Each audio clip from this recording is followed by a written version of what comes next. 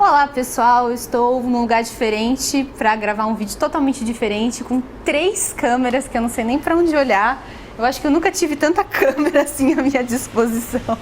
E tô do lado de um convidado que é muito especial. Eu tô aqui na qualidade de fã, espero que você saiba disso. Puxa vida. Porque eu assisto Todo todos mundo tem os seus defeitos, vídeos. não é mesmo? Todo mundo tem defeitos, Eu assisto ninguém é todos os perfeito. seus vídeos. É. E eu já indiquei o seu canal como um dos meus favoritos. Olha só. Então, é realmente assim, não é pra puxar esse saco não, mas eu realmente assisto todos os seus vídeos e o que eu sei de informações de ciência, notícias e não sei o que, é responsabilidade desse moço aqui, que é o Pirula. Fico muito agradecido com tudo. Eu ainda tenho certos problemas para receber elogio, mas eu fico muito feliz. Eu acredito na sua sinceridade. Não, mas acredite mesmo, porque é muito verdadeira. E eu tô muito contente da gente ter conseguido finalmente organizar isso. Né? A gente se conheceu faz alguns meses, né? Foi quando foi? Foi lá Foi no Google? Evento, no YouTube, foi né? Foi na Google, lá, eu não lembro quando foi, mas... Era um workshop de educação e tal. Mas quando eu te conheci lá, eu já tinha visto seu canal, tinha passado na timeline, eu falei, legal, foi interessante e tal. Mas aí eu falei, depois eu olho. Aquelas coisas, né? Tipo, putz... Eu recebo muito canal por dia, né? As pessoas me mandam canal. Olha esse canal, vem aqui, vem meu canal. E você é muito mais ligado em canais do que eu. Porque, na verdade, eu fico um pouco na internet, mas eu passo a maior parte do meu tempo lendo. Fora. Exato, né? Ai, que inveja. E você indica um monte de canal, e é legal o tempo tem todo. vários canais pequenos, canais médios, grandes. E aí fica essa coisa. Mas aí depois que a gente se conheceu, aí eu fui ver alguns vídeos e tal. Eu falei assim, legal. Alguns livros também. Espero que tenha lido alguma coisa. Então, eu tenho lido pouco por causa da correria da vida. Quando eu tô lendo alguma coisa, geralmente alguma coisa profissional. Eu agora preciso ler... Eu leio mais artigo científico que livro.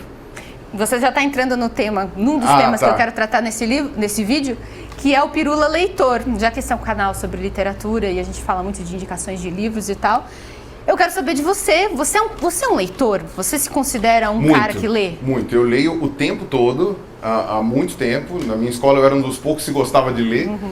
Mas eu tenho esse problema hoje que eu não consigo ler mais os livros para relaxar que eu gostaria de ler. Eu adoro livro de aventura, eu adoro romance, não romance piegas, né? Mas eu gosto dessas coisas meio assim.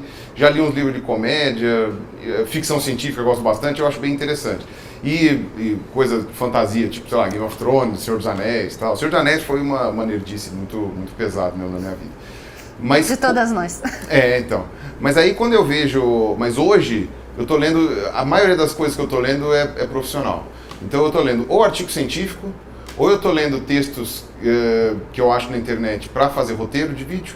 Então eu preciso ler muito, minha bagagem de leitura tem que ser atualizada constantemente. Então eu preciso ler artigo, eu preciso ler textos relevantes. E livros, os últimos livros que eu li de verdade, assim, livro... Não é livro de verdade, mas que eu li para me distrair, foi Sapiens, do Yuval Harari, que também não é um livro, é um livro de conteúdo, assim, né? Então, para mim é complicado isso daí, porque eu estou o tempo todo lendo esse tipo de livro por uma questão profissional. Eu queria poder parar um pouquinho, não porque eu não gosto, mas porque eu queria poder ter um momento para aliviar a cabeça e voltar a ler. Eu lembro quando eu era adolescente que eu lia tanto, e aquilo era uma viagem tão gostosa, que eu sinto falta, mas eu não tenho tempo mais de fazer isso agora. Fala quais foram os livros que te marcaram, assim, que você sente que te formaram como pessoa, né? Porque aquele momento da adolescência é aquele momento da identidade que a gente se enxerga, e os livros têm muito a ver com isso, pra quem lê, né? Sim, então, assim, claro. quais foram os livros que marcaram você, assim, que você guarda um carinho? É louco isso. Eu tenho alguns livros que eu guardo carinho. Quando eu era bem criança, eu li os livros do Monteiro Lobato, e aí eu achava legal, eu gostava das histórias, das invenções e tal, mesmo sendo uma coisa fora da minha época, né?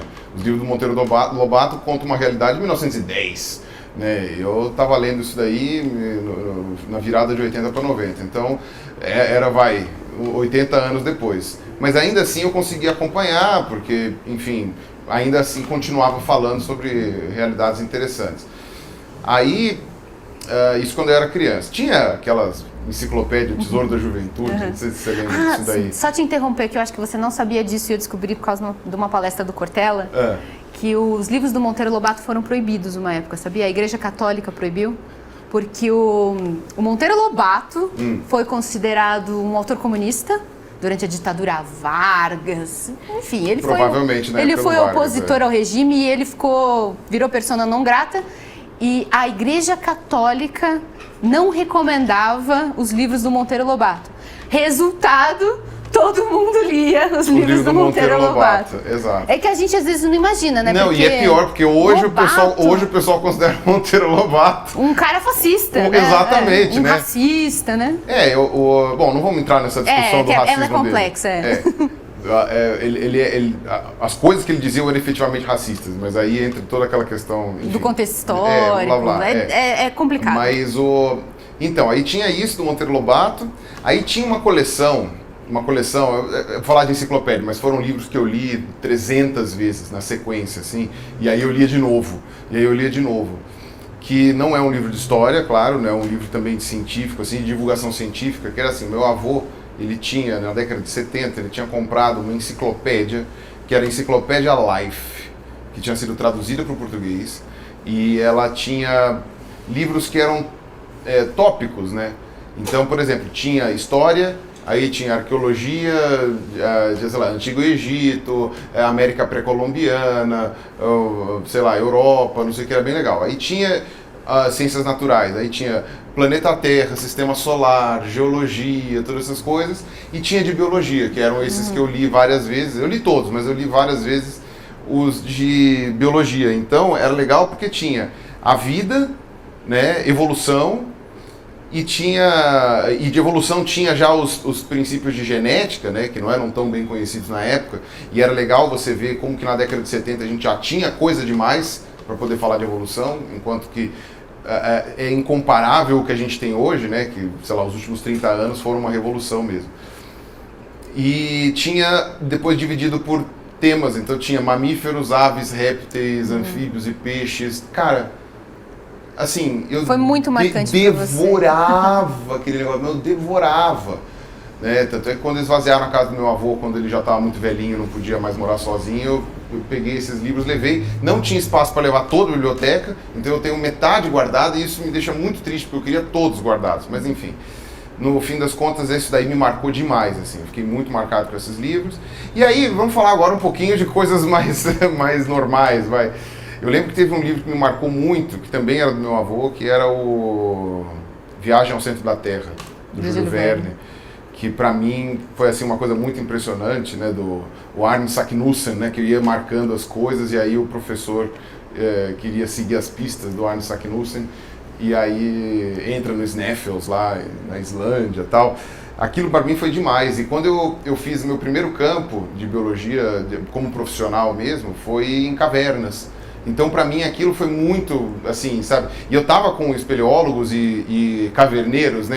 O caverneiro é o espeleólogo não acadêmico. Uhum. Os dois são profissionais, mas um é formado, né? Outro é da prática. Exatamente. Um é da prática, é uma pessoa que é entusiasta do assunto e é profissional, mas entusiasta. E o espeleólogo é o professor mesmo, aquele cara que estuda os karst, né? As rochas, tal, das cavernas.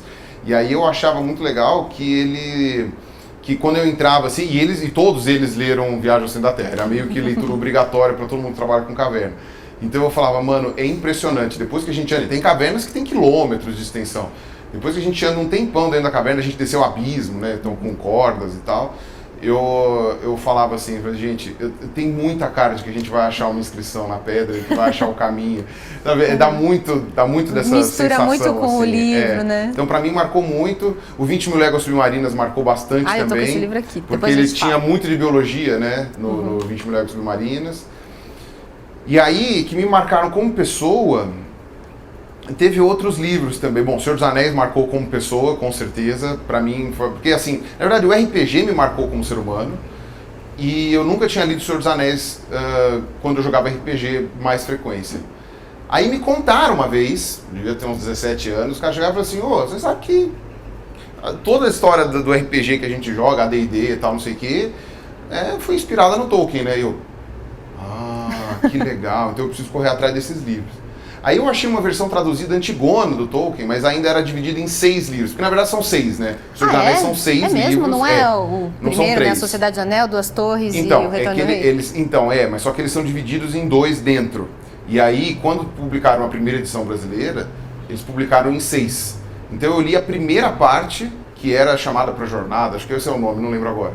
E aí, nessa primeira parte que eu li, eu não achei o resto das traduções. Até as traduções dos nomes era uma coisa muito bizarra. Eu lembro que o Aragorn surgia como Passo Largo. Passo Largo. E aí, na tradução antiga, ele era o Caminheiro. Nossa. O Caminheiro. Tô falando sério. Conheço isso. Que era a tradução da década de 70, que foi o que eu achei na época. E eles só fizeram a retradução quando lançou o filme. No caso do filme. Que então foi a época 99. que eu li. Exato, porque foi a época que eu li também. Porque eu vi o primeiro filme, fiquei... aí tem mais tudo? Não, tem os livros lá. Eu li. Então, eu acabei lendo no ano 2000, antes do filme, porque eu falei, não, agora voltou a lançar o livro. Então eu falei, eu não quero ver o filme, eu quero ler os livros antes de ver o filme. E aí eu li antes, aí eu reli a primeira parte, tive que me adaptar com a tradução nova. Os personagens tinham nomes esquisitos, eu não conseguia adaptar na minha cabeça. E eu acho engraçado, porque tinha outros nomes, era Gandalfo, eles traziam como Gandalfo. Eu não sei se é português de Portugal, inclusive, que às vezes podia ser uma coisa assim. Eu imagino um lusitano falando muitas Gandalfo. Vezes é uma tradução de Portugal que eles dão só umas adaptadas por causa das letras, das coisinhas, e vira português brasileiro, mas no fundo a alma é de Portugal. E aí eu lembro de um que era ridículo, que era o Fat Bolger, que era um cara que era vizinho do Bilbo lá. O Fat Bolger, eles traduziram como Gordurinha Bolim. Tô falando sério, Gordurinha Bolim. Pra quem achava que Bilbo Bolseiro era ridículo. O Bolseiro já era. Inclusive Bolseiro. Eu fiquei sabendo que a tradutora daquela época meio que quis processar a tradutora depois porque usou o Bolseiro, que foi ideia dela. Uma coisa assim, eu não lembro agora. Mas eu fiquei assim, eu cheguei e falei assim, gente, Gordurinha Bolim. Nem eu, naquela época, eu falei, cara, o que é isso? Mas era fatty. Como é que você vai traduzir fatty? Seria gordinho. Gordinho, gorduchinho. Então tem toda a cara de português isso daí, tem cara de português. Um brasileiro não o português que ia chegar e falar assim, aí o gordurinha que estás a fazer. Então, quer dizer, eu imagino isso. E aí, desculpem aí mas vocês sabem. Não é ofensa. Eles com certeza vão identificar isso. Tem portugueses que assistem esse canal, sim, né? O meu por causa também. da literatura, imagino que o seu também. E eu acho que eles sabem que o português deles eles sabem que o português deles tem essas coisas que não é... É particular. Exato, é particular, né? Eles têm essas traduções que você chega e fala... Tá bom, ok, né? Talvez eles chamem as pessoas gordas de gordurinha, né? Pode ser. Mas eu sei que eu achei engraçado. O Senhor dos Anéis me marcou muito. Me marcou muito o Relojoeiro Cego, do Richard Dawkins. Me marcou demais. Mas é um de ficção ou não ficção, do Dawkins? O Dawkins, eu não sei se ele tem algum livro de ficção. Não tem, né? Só de divulgação. O Relojoeiro Cego era de divulgação numa época mais hard, porque acho que foi o segundo livro dele. Ele fez o primeiro, O Gênio Egoísta, que me marcou também, mas eu li depois. E li antes o Relojoeiro Cego. Me marcou porque o Relojoeiro Cego, ele é um livro que é uma divulgação para pessoas que já estão indiciadas na ciência. Eu li esse livro na faculdade, porque não é qualquer pessoa que vai ler aquilo ali e vai se sentir à vontade com o que ele fala. Ele fala de códigos de computador, códigos matemáticos e como que aquilo você consegue aplicar em evolução. Ele fala dos primeiros programas de computador que simulavam evolução, e aí você colocava lá fatores aleatórios, né, que variavam entre si, faziam combinações, dava o start no programa e o programa só passava as gerações. E você colocava alguma pressão seletiva no ambiente. O negócio ia indo e aí viravam os fractais malucos ali, era uma coisa bem interessante. Então isso marcou minha vida. E depois o que me marcou, que eu fui ler só depois de terminar a faculdade, foi o Mundo Assombrado pelos Demônios, do Carl Sagan, que me marcou demais. Eu sei que você já fez resenha desse livro. Sim. E esse livro é um livro que para mim devia ser obrigatório, as pessoas deviam ler. As pessoas deviam ler com 7 anos de idade já. Eu falei assim, ó, se você não lê esse livro, você não pode se matricular no ensino médio, tá ligado? Ou no ensino fundamental. Você tá despreparado pra vida. Pra viver, pra respirar. Entendeu? Você está trocando gases à toa na vida, se você não lê você tá mais vulnerável para se deixar levar por discursos que não é só uma questão de opinião, também é charlatanismo, a gente querendo te enganar, a gente querendo tomar o seu dinheiro. Não, e outra, é uma coisa interessante que ele fala, que o Carl Sagan diz, que é aquela coisa, você entender da onde vem o seu pensamento, por que você pensa desta forma, né, que é mais ou menos por que as pessoas acreditam no que elas acreditam, e por que é tão tentador e sedutor acreditar nisso. Ele fala das falsas memórias, que para mim é um dos capítulos mais importantes, como que a gente pensa, né? Eu me pego tendo falsas memórias várias vezes, e às vezes as pessoas me apontam essas falsas memórias, e eu fico péssimo, porque é inconsciente, não é voluntário, e você se sente um produtor de fanfic, né? Que você fala, putz, cara, eu tô fazendo uma fanfic sem perceber. Isso é uma coisa muito assustadora. Mas óbvio que eu tenho reduzido muito isso, e é bom porque a internet ajudou a reduzir, porque você escreve tudo, né? Então, mas quando eu assim, escrevo alguma coisa, porque, por exemplo, aconteceu ontem, a chance de eu inventar alguma coisa que aconteceu ontem é muito pequena. Com o tempo, você vai mudando a sua memória, você vai lembrando de um jeito diferente do que aconteceu. A ponto que, por exemplo, essa nossa conversa hoje, daqui a 3 anos, se a gente estiver vivo, né, você com certeza vai estar, eu já não garanto tanto. Se a gente estiver vivo daqui a 3 anos, a gente vai conversar, com certeza você vai lembrar de um jeito e eu vou lembrar de outro. Mas a gente tem o vídeo para fazer o resgate, tirar o tira-teima. Por outro lado, a gente é bombardeado com tanta informação que eu tenho a impressão que eu leio uma coisa hoje, amanhã eu já não tenho mais tanta certeza se eu li, se essa informação eu sei desde ontem ou se eu sei há anos. Eu tenho um pouco essa coisa, a nossa memória é tão flexível que quando você entende alguma coisa, às vezes eu tenho isso, eu sempre soube dessa coisa. Não, mesmo que eu tenha aprendido um dia antes. É, uma coisa, né, meio que atemporal. Bom, então, o pessoal que acredita na Matrix diria que colocaram nossas memórias nos últimos 5 minutos, o mundo existe há 10 minutos, e colocaram nossas memórias pra gente achar que ele tem, sei lá, mais do que a nossa idade. E isso é muito louco, porque isso justificaria você amontoar todas essas coisas. Mas eu não acredito nisso, tá, gente? Isso é ficção científica. Só tô falando que é legal pensar, porque não há como fazer um teste dessa hipótese, então ela pode ser real. O mais louco é isso, né? Pode ser que o mundo só exista 10 minutos atrás e a gente foi criado, sei lá, uma simulação, alguma coisa assim. Mas o interessante que eu acho é isso. A minha memória sempre foi uma coisa que eu sempre me orgulhei muito. Eu sempre achei que eu tenho uma memória muito boa. Não porque eu achasse que ela era muito boa, mas quando eu percebi que a memória das outras pessoas era uma bosta. Tipo, era uma coisa muito nítido isso. Eu chegava na roda dos meus amigos e falava, gente, vocês lembram daquele dia? Eu dizia, pessoal, isso não aconteceu. E assim, às vezes tinha alguém que lembrava que falava, não, ele tá certo. Quando ninguém lembrava, eu era dado como louco. Eu ficava pé da vida, porque eu falava, pô, ninguém lembra. Aí eu comecei a perceber que a minha memória era muito boa. E eu falei assim, que bom, vou começar a me orgulhar disso.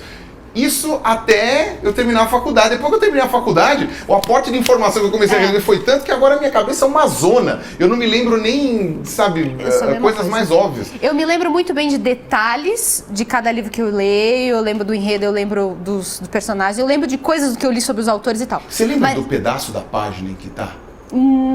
Eu às vezes lembro, tipo, não, tava no começo de página, tava no fim de página. Eu abro assim, ó, eu sei o setor, a seção, assim, eu sempre abro no lugar certo. Não, mas por exemplo, você chega... você não usa marcador? Não, eu uso, mas de quando eu quero pegar alguma coisa, eu não tenho dificuldade nenhuma, porque eu me lembro que... Entendi, você anota. Não, porque às vezes eu penso assim, por exemplo, eu tô nesse pedaço do livro, tô no fim. Eu falo, putz, quem era esse cara que ele citou mesmo? Aí eu falo, putz, eu acho que era nesse capítulo aqui, eu lembro que era um fim de página. Aí eu fico procurando só na parte de baixo. Isso a gente lembra. Então, assim, pra livro eu sou muito boa, mas depois que eu me formei, eu comecei a confundir anos. Eu não lembro, quando a gente tá na faculdade, na escola, a gente sabe o que aconteceu em 2011, 2012, eu sabia. Mas agora eu fico, foi em 2016 ou 15? Não ou lembro 10, mais nada. Não, eu tô no nível Eu cheguei a um ponto de escrever o que eu fiz em cada ano, porque eu ficava, o que eu tava fazendo na vida em 2013? Eu não lembro mais. Não, eu cheguei no nível da pessoa me cumprimentar na rua e falei, e aí, pirula, beleza? Eu sei quem é aquela pessoa, eu sei que eu conheço. E aí, tudo bem? E como é que estão as coisas aí? E aí, eu não sei quem. Tipo, não lembro quem é, não sei quem é, não sei de onde eu conheço. O rosto me é familiar, eu ainda lembro bem de rostos, mas tipo... Mas o nome não vem de jeito nenhum. Não, nem nome, nem da onde nada, não tem nada. Aquela pessoa é uma pessoa em branco pra mim. Tipo, não, uma página em branco. Eu reconheço a cara, mas o nome não me vem de jeito nenhum. Bom, mas fizemos toda essa volta pra dizer que a nossa memória nos engana. E é por isso que eu gosto do Carl Sagan. O Carl Sagan, ele tem um capítulo no Mundo Assombrado por Demônios que mostra como mesmo aqueles depoimentos de eventos sobrenaturais, que são eventos que aconteceram com pessoas. Eu vi um ET, não, eu fui abduzida. Ele fala muito sobre isso. Sobre esse relato, como assim, às vezes a pessoa está falando com toda a sinceridade e ela pode confundir um monte de coisas que podem ter acontecido com ela, um monte de autossugestões, um monte de estados de semiconsciência, fora outras coisas, né? Como, eu me lembro bem do dia em que a porta bateu sozinha e não tinha ninguém para explicar. Crimes. crimes muito traumáticos que as testemunhas às vezes lembram crimes sexuais. Isso, lembram de uma maneira errada. Que são falsamente imputados aparentes, isso pode acontecer. Às vezes é real, às né? vezes isso é real, existe exato, também, mas... E é uma coisa complicada porque é difícil de você descobrir e mostra a fragilidade que alguns advogados já apontam, né? Alguns advogados e profissionais em direito já apontam a fragilidade do sistema de testemunhas, né, que a gente tem. Infelizmente a gente ainda depende deles para muita coisa, mas se você pudesse substituir... Mas você viu o caso do rapaz que foi confundido, ele ficou 1 semana preso? Foi lá no Rio... Ele foi reconhecido por 4 testemunhas. Era o DJ, né? O cara era DJ, né? Isso, que era um rapaz que estava em outro lugar, tinha câmera, tinha tudo, mas você vai culpar necessariamente? Tem gente que falou que foi racismo e tal, mas... Eu acho que tem. Eu sei, mas assim, ao mesmo tempo, numa situação de tanta emoção, você vai pedir para a pessoa lembrar da fisionomia direitinho? Eu acho que numa questão de muita emoção, a pessoa exterioriza os seus sentimentos mais primitivos, ou mais basais. E nesse caso, essas pessoas têm um racismo introjectado, que quando aparece, fala assim, não, o assassino é preto. Ah, então é esse aqui. Sim, tipo, a pessoa às vezes só grava isso e aí ela revela o racismo dela. Eu conheço, e não precisa nem ser só racismo, às vezes tem outros preconceitos. Tinha um colega da biologia, não era meu colega, eu fiquei sabendo quem ele era, eu falo colega porque ele era biólogo também. Ele foi preso porque teve um assalto a uma padaria, que estavam pessoas fortemente armadas, eu não sei porque você precisa de tanto armamento para assaltar uma padaria, mas tudo bem. E a dona da padaria reconheceu esse cara, que estava indo comprar pão, como sendo um dos assaltantes. Por quê? Porque ele fugiu, porque ele estava assustado, ele estava entrando na padaria na hora do assalto e ele deu meia volta e fugiu. Então acharam que isso era um movimento suspeito. E ele tinha dreads. Ele não era negro, era branco, mas branco com dreads. Ah, não, esse cara tem cara de sujo, de hippie, era ele. A pessoa grava. Foi preso e ficou preso. Anos, porque não conseguiram pegar os assaltantes de verdade e tipo, que foi o que aconteceu com esse rapaz. Pra quem não viu o caso, né, ele foi solto acho que agora no final de semana, depois de 1 semana preso, mas foi porque encontraram o verdadeiro assassino. Então eu acho muito triste isso. Mas seja como for, então esse livro marcou muito a minha vida. Lamentavelmente eu demorei muito pra lê-lo, porque ele é de 92. Ele é muito grande. Ele é de 92, ele parece que foi escrito anteontem e infelizmente não mudou absolutamente nada do que o Carl Sagan diz. Na verdade, eu acredito que são ondas, né? Eu acho que a gente teve uma parte melhorada e agora deu uma piorada. Ou a gente não tinha acesso a uma comunicação tão ampla com as pessoas porque não tinha tecnologia para isso. Agora, com as técnicas de comunicação avançadas, eu acho que a gente elevou à 10ª potência tudo aquilo que o Carl Sagan estava denunciando no livro. Então... Dá uma impressão, às vezes, enganosa de que as coisas pioraram, mas na verdade é só porque a internet talvez tenha escancarado tudo. Todas essas superstições e preconceitos e esses demônios. Não, e outra, tenham possibilitado as pessoas que às vezes não tinham acesso a uma série de coisas a encontrar o que é uma fake news. E a pessoa não sabe o que é. Então aquilo começa a virar uma caixa de Pandora, né? Começa a sair tudo de lá. E você que é um cara da divulgação científica, você é um cientista que tem dedicado aí vários anos. Há quanto tempo você tem seu canal?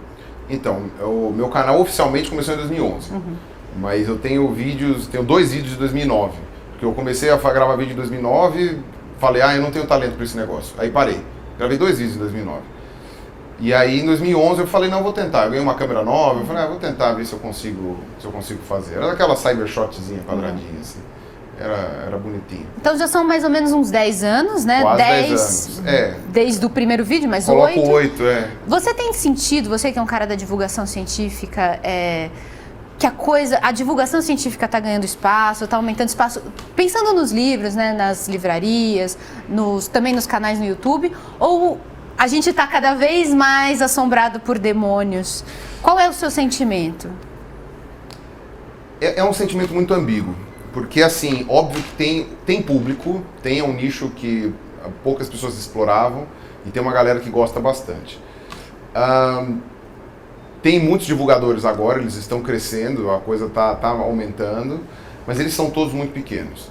Né? Eu ainda lamento muito que nos últimos 2, 3 anos só teve 2 canais que cresceram de maneira violenta, assim, da divulgação científica, e um terceiro que está avançando ali. O resto... Não, então, que é aquilo que eu estava falando. Se você for pegar 3 anos atrás, os maiores canais de divulgação científica eram Manual do Mundo, Nerdologia, Pirula. Né? Eram os 3. E ainda assim o meu canal lá atrás, em numeração, mas ainda assim todos os outros tinham menos que eu. Aí você teve 3 canais que cresceram nesse meio do caminho. Foi o Pedro Loz do Ciência Todo Dia e o Chivarza do Poligonautas. E agora o Sérgio Sacani de Astronomia lá do Space Today está crescendo e está acompanhando, mas ainda assim não está um canal gigantesco perto dos outros. Mas já está crescendo, tá, não sei o quê. Mas eu fico triste que só esses canais acompanharam no crescimento, todos cresceram. Mas num crescimento significativo, que você chega e fala, nossa, que coisa incrível, só esses canais. E aí eu acho que assim, o nicho ainda é muito restrito. Você tem que arrumar jeitos de estourar as outras bolhas para puxar as pessoas. Porque esse que é o problema. Se você for fazer uma pesquisa de rua, todas as que fizeram já, que foram publicadas, mostraram que o público brasileiro adora ciência. Ele diz que adora ciência. O problema é que ele não sabe o que é ciência. Então, quando você chega e fala que adora ciência, o cara fala, no outro dia eu tava vendo um documentário que os extraterrestres descem e tal. Que é o exemplo que o Carl Sagan dá no comecinho do livro lá, que ele fala que ele é cientista e pergunta, mas e você soube do descobrimento de Atlântida? Exato. As pessoas acham que isso é ciência. E isso, nos canais de televisão, é vendido como ciência. Posso queimar um patrocínio aí? Não. O History Channel faz uma destruição de reputação. Tem o 2 agora, né? Que é o canal que eles criaram para tentar salvar o mínimo de reputação deles, que é uma coisa meio bizarrona, assim, né? Eles são uma vergonha para o mundo, eu diria. E aí essa que é a questão, quando você começa a ver esse tipo de situação, as pessoas acreditam. E quando eu era criança também era assim. Quando eu era criança, para mim, eu não diferenciava um dinossauro de um dragão, de um extraterrestre, de um alienígena, de um monstro. Pra mim eram todas a mesma coisa. Depois que eu fui estudar os dinossauros, que eu descobri que eu falei assim, gente, não.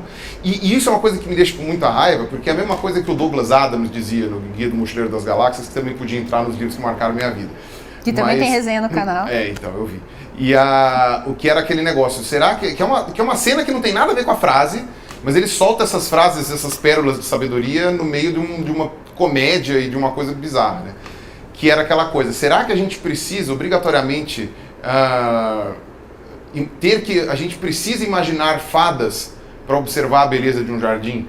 Tipo, será que a beleza do jardim já não está boa o suficiente para a gente precisar imaginar que tem que ter uma fada ali, um gnomo escondido atrás da árvore? Ou uma força superior cuidando de tudo. Eu fico meio assim, não, até com uma força superior, aí a gente entra em várias questões maiores ali, que eu até nem me aprofundo muito, nem acho que vale aqui, mas essa questão de você querer colocar sempre alguma coisa mágica ou mística em tudo é muito forte. E quando eu comecei a estudar os dinossauros, e agora eu estou finalmente fazendo a minha série sobre dinossauros no meu canal, você percebe que a realidade é tão fascinante que você não precisa colocar fada ali, não precisa colocar gnomos.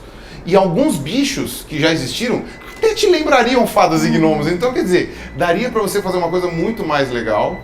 E aí isso entra, num outro assunto que eu não sei se você vai abordar, mas isso acaba entrando um pouquinho num dos livros que eu estou escrevendo. Calma, já falaremos. Já falaremos. Mas só para complementar isso que você disse, às vezes alguns astrônomos questionam a astrologia. Para que você precisa de signos, de corpos celestes comandando nossa vida, quando a astronomia já oferece tantas descobertas que explodem a cabeça e que são, em certa medida, transcendentais. Aquela coisa de a indefinição do espaço-tempo. Eu não sou uma grande conhecedora de física quântica, mas o pouco que eu já consegui margear, você fica, gente, é quase poético. Você desvendar essa coisa inimaginavelmente grande que é o universo e caminhar para os seus mistérios, é quase poético também. Eu diria que a astronomia, ela tem... Eu faço a analogia da astronomia com Deus, no sentido da relação das pessoas com isso. Então, a relação das pessoas com Deus, muitas vezes ela é positiva e tem negativa. Então tem gente, por exemplo, que enxerga que Deus é uma maneira de engrandecer a pessoa, porque, não, eu tenho alguém cuidando de mim e por isso eu sou uma pessoa feliz, porque eu sei que o que for acontecer comigo há uma sabedoria por trás. E tem pessoas que ficam muito incomodadas com a ideia de um Deus, porque falam, parece que tem alguém puxando minhas cordinhas, eu não tenho autonomia, e fica uma coisa meio ditatorial, assim, e não se sentem à vontade, se sentem diminuídos, na verdade, perante Deus, e falam, eu queria ter mais autonomia da minha vida e não tenho. Eu acho que a astronomia é a mesma coisa. Ao mesmo tempo que ela te dá uma sensação de engrandecimento, de falar, putz, eu sou poeira das estrelas, olha que da hora, tal, e assim, a gente tem uma coisa gigantesca que está acontecendo, e aí a gente pode estudar e ver que a chance da Terra ser destruída é mínima, então meio que a gente está protegido pelo anel de asteroides, pela gravitação, pela ação da gravidade de Marte, de Vênus, tal, um monte de coisa, próprio, mesmo Júpiter, que está mais longe, não a gravidade de Júpiter, mas a manutenção do sistema solar e tal, perdão astrônomos aí se estiver falando alguma bobagem, e aí, ao mesmo tempo, você pode ficar com uma reação depressiva com relação à astronomia, que você fala assim, gente, eu sou um cocô. Eu sou um nada, né? Eu não sou nada. O Neil deGrasse Tyson compensa isso. Ele sempre fala, essa história de nós sermos poeira das estrelas e nós sermos compostos pelos mesmos átomos que estavam presentes lá no Big Bang e que faz de todos nós a mesma coisa. Como, segundo ele, como que a pessoa pode se sentir pequena fazendo parte de uma... De uma coisa assim mágica, se você para pra ver. Mas isso também pode ser outra coisa, né? A gente tem átomos nos compondo que provavelmente há uns 200 milhões de anos atrás compuseram o cocô de algum dinossauro.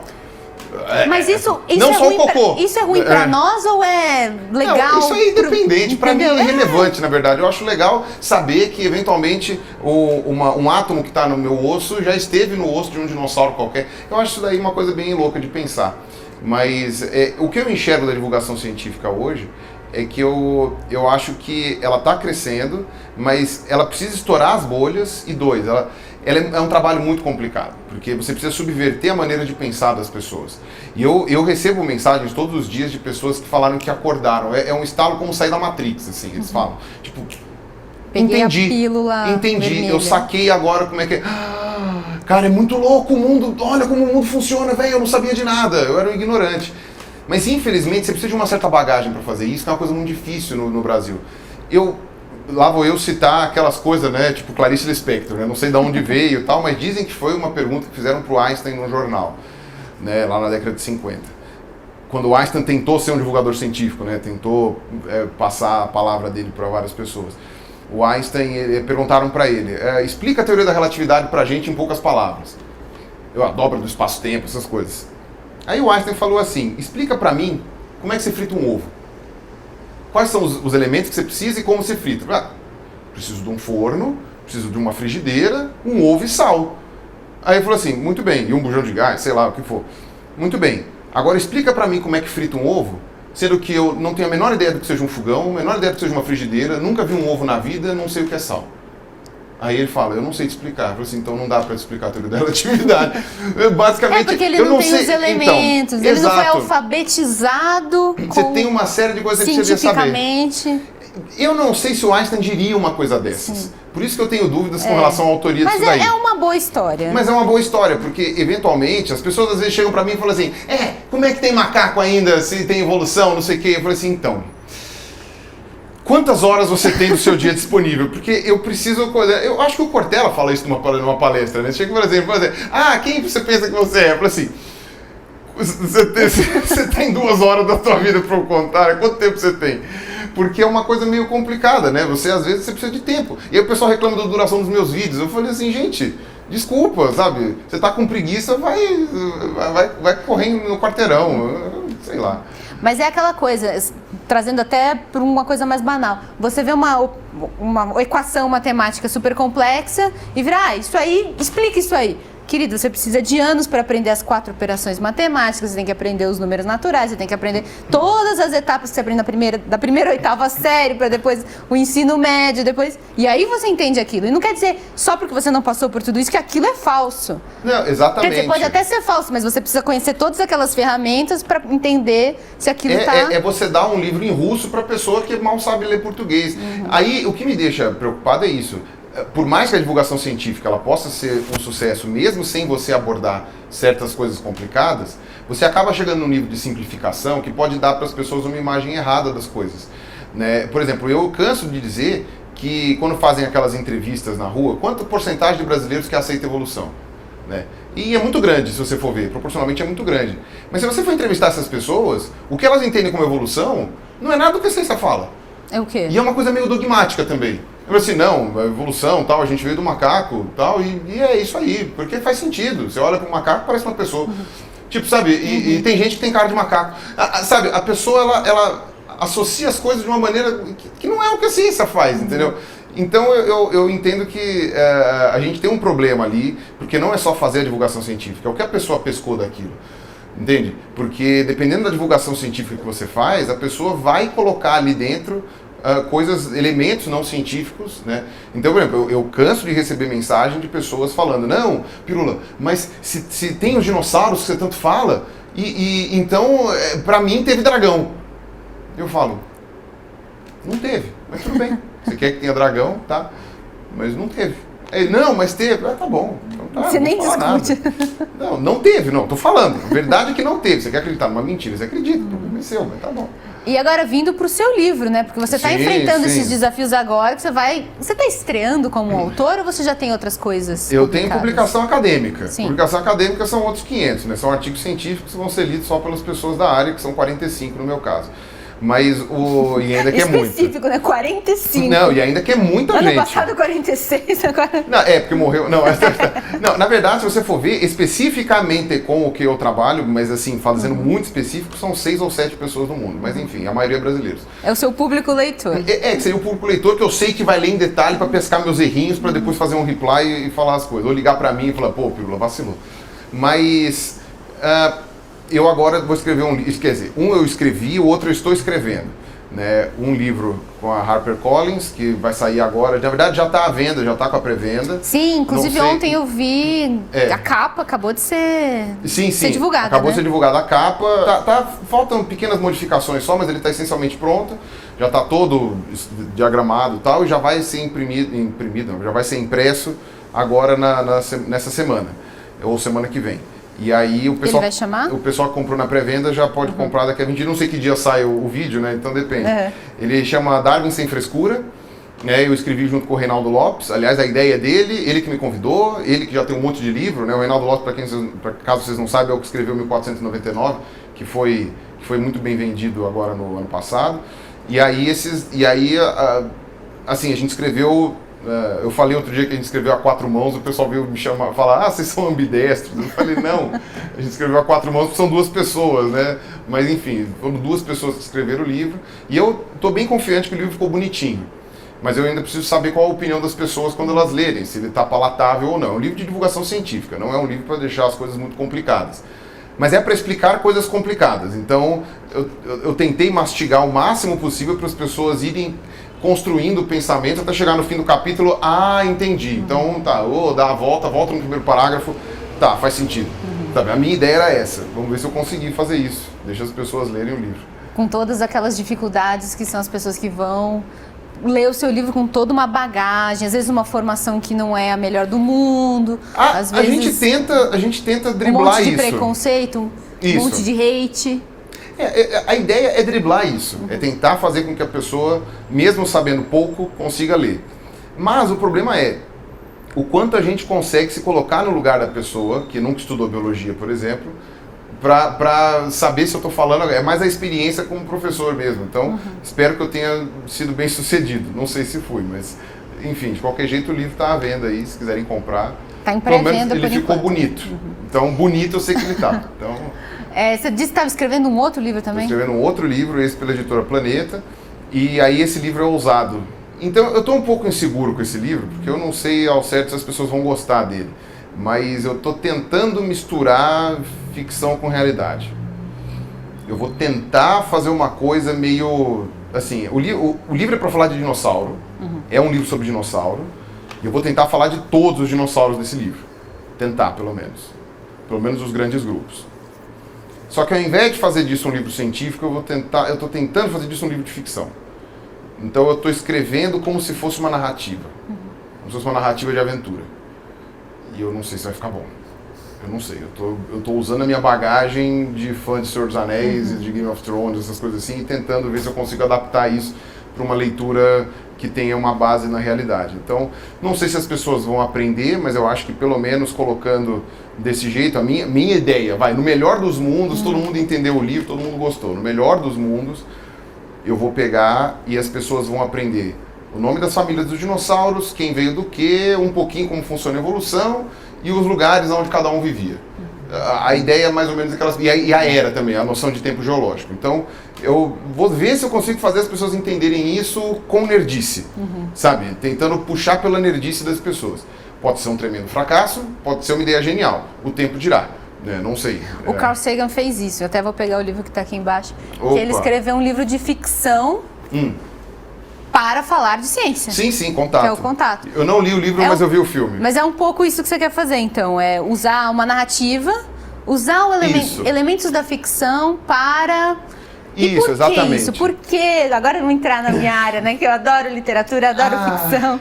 Por quê? Eu pensei nisso porque eu achei assim, livro de dinossauro já tem um monte. E acaba ficando chato, fica maçante.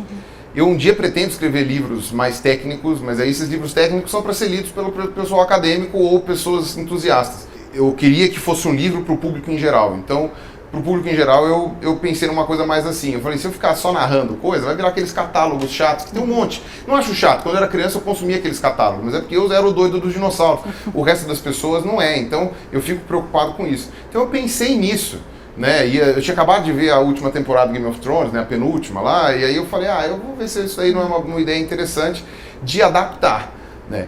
O meu medo é, eu posso errar nos dois, sabe, eu tô pondo um pé em cada barco e os dois podem estar furados. Pode ser que o pessoal da ciência, que são pessoas que me acompanham, que são meus colegas, achem um lixo e falem assim, olha, ficou horrível, você ficou totalmente pseudocientífico, ficou totalmente errado do ponto de vista acadêmico, ficou uma merda.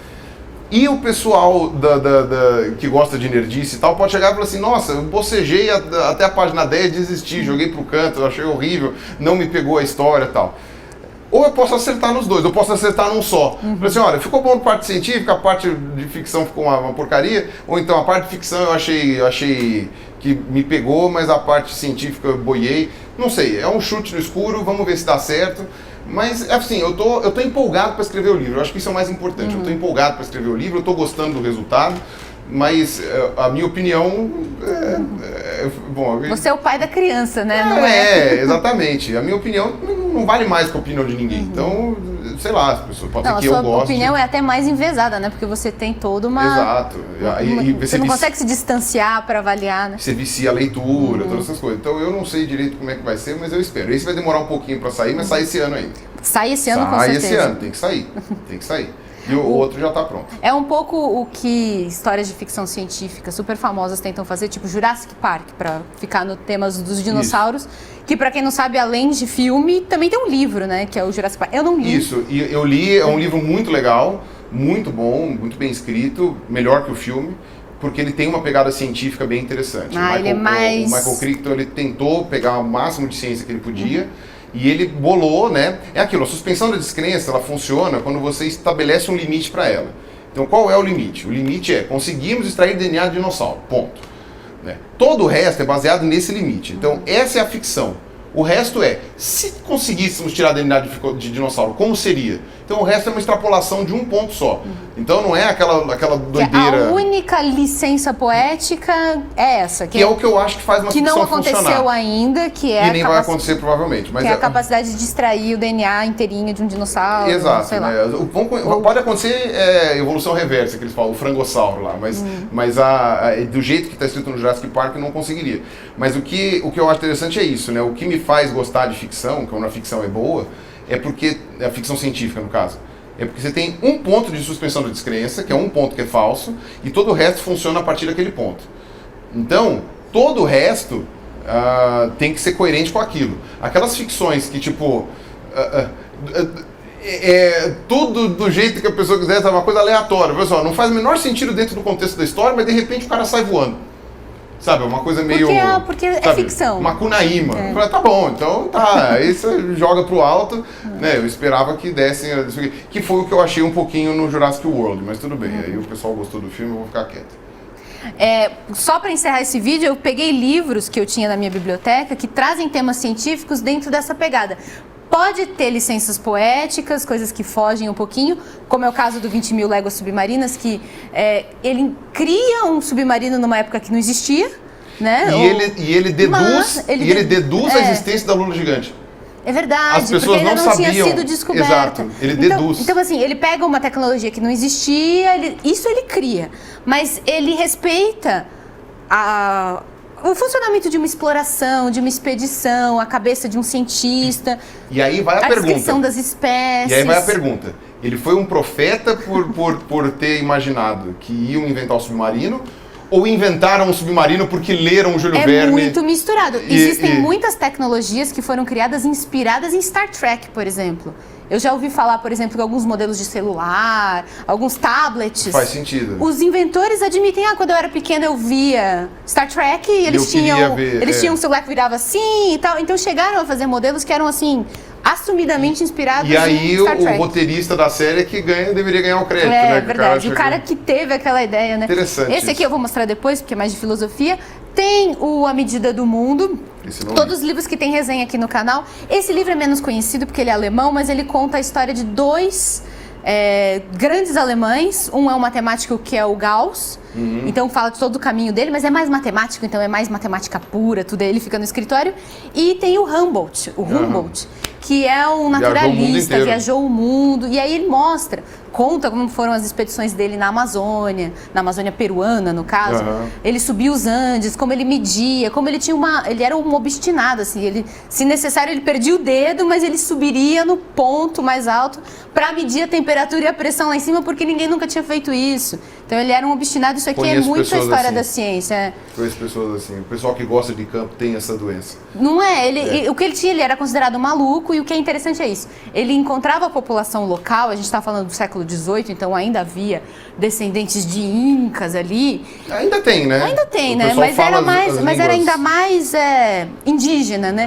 E ele tinha os seus guias, mas os guias achavam que ele era doido. Assim, mas vai subir em cima da montanha pra quê? Pra morrer? Eles estavam lá há gerações, aquele povo, mas ninguém tinha sentido necessidade de subir lá pra ver o que tinha, pra medir. Tudo depende da maneira como você enxerga o mundo.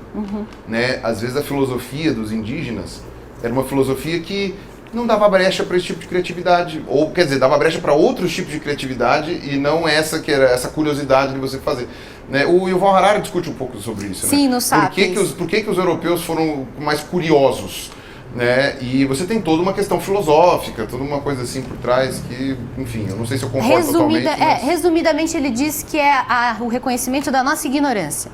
Eu não sei tudo, portanto eu tenho que descobrir. Eu tenho muito a descobrir. Aí o pessoal gosta de puxar sardinha às vezes dizendo que é porque tinha o cristianismo, tem gente que fala que era só porque chegou numa tecnologia X.